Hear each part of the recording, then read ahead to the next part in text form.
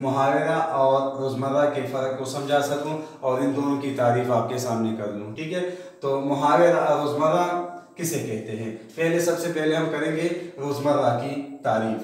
تو دو یا دو سے زیادہ الفاظ کا مجموعہ. ٹھیک ہے، الفاظ دو یا دو سے زیادہ ہو تو ہی کچھ بنے گا. ٹھیک ہے، دو یا دو سے زیادہ الفاظ کا مجموعہ جو اہل زبان کی بول چال کے مطابق، جو اہل زبان یعنی جو وہ زبان بولنے والے لوگ ہیں، ٹھیک ہے، جن کی مادری زبان ہے وہ کی بول چال کے مطابق، یعنی ان کے بولنے کے جو اصول ہے، قواعد ہے، ان کے مطابق حقیقی معنوں میں استعمال ہوا ہو.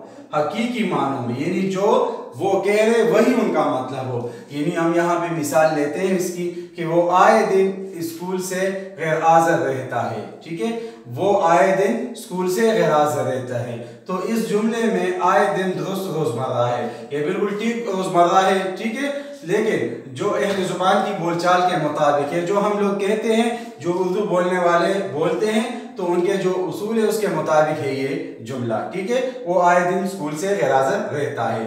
ٹھیک ہے، تو یہ روزمرہ ہے جو اہل زبان کی بول چال کے مطابق ہے اور یہ درست ٹھیک روزمرہ ہے. لیکن اگر اسے آئے روز لکھا جائے، دیکھیں روز اور دن اس میں کوئی فرق نہیں، مطلب ایک ہی بنتا ہے، لیکن اس میں کیا مسئلہ ہے؟ یہ اہل زبان کی بول چال کے مطابق نہیں ہے. یہ اہل زبان جو زبان بولنے والے لوگ ہیں ان کے بول چال کے اصول کے مطابق نہیں ہے، اس لیے یہ روزمرہ غلط ہے. ٹھیک ہے، اگر ہم آئے دن کہیں تو یہ ٹھیک ہے، اور اگر آئے روز بولے تو اس میں یہ غلط ہوگا. ٹھیک ہے، یہ روزمرہ نہیں مانا جائے گا. اب محاورے کی طرف آتے ہیں. محاورے کا لفظی معنی ہے، یہ عربی زبان کا لفظ ہے جس کا درست تلفظ محاورہ. ٹھیک ہے، میم کے اوپر پیش، واو کے اوپر زبر، را کے اوپر زبر، محاورہ. ٹھیک ہے، اور اس کے معنی بات چیت، گفتگو یا ایک دوسرے سے بات چیت یا بحث و مباحثہ کرنے کے ہیں. ٹھیک ہے، تو اس کے معنی یہ ہوئے کہ کسی سے بات چیت کرنا، بحث و مباحثہ کرنا یا گفتگو کرنا. تو اس کو ہم کیا کہتے ہیں؟ یہ محاورے کی لفظی تعریف ہے.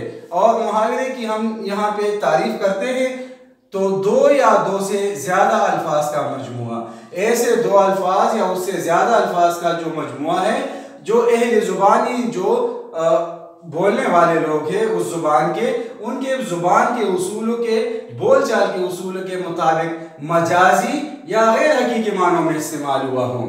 ٹھیک ہے، جو غیر حقیقی معنوں میں، اس میں اس میں یہ فرق ہے کہ روزمرہ میں حقیقی معنوں میں استعمال ہوتا ہے اور یہاں غیر حقیقی معنوں میں استعمال ہوا ہو. مثلا سر پر چڑھنا. سر پر چڑھنا کے حقیقی معنی جو ہم لیتے ہیں تو اس کو پڑھ کے ہمیں یہی لگتا ہے کہ سر کے اوپر چڑھنا. ٹھیک ہے، لیکن ایسا نہیں ہے، یہ مجازی معنوں میں استعمال ہوا ہے. اور اس کا مطلب ہم کیا لیں گے؟ مجازی معنوں میں اسے مراد ہم لیں گے کہ گستاخ یا بدتمیز کو کہتے ہیں.